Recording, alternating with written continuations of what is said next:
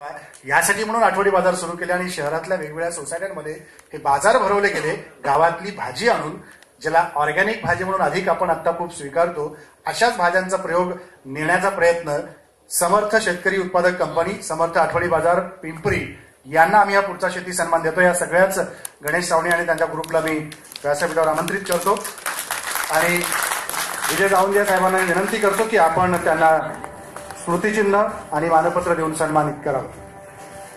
पुण्याजवळच्या ग्रामीण भागातल्या 60 शेतकरी बचत गटांना या आठवडी बाजाराचा फायदा झालाय.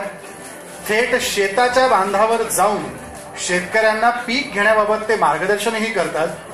काबाड कष्ट करून जे शेतकरी पिकवतो त्याला फायदाच व्हायला हवा या हेतून हे तरुण काम करतात.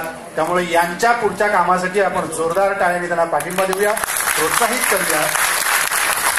राजेश माने, नरेंद्र पवार, गणेश सवाने, तुषार अग्रवाल आणि ऋतुराज जाधव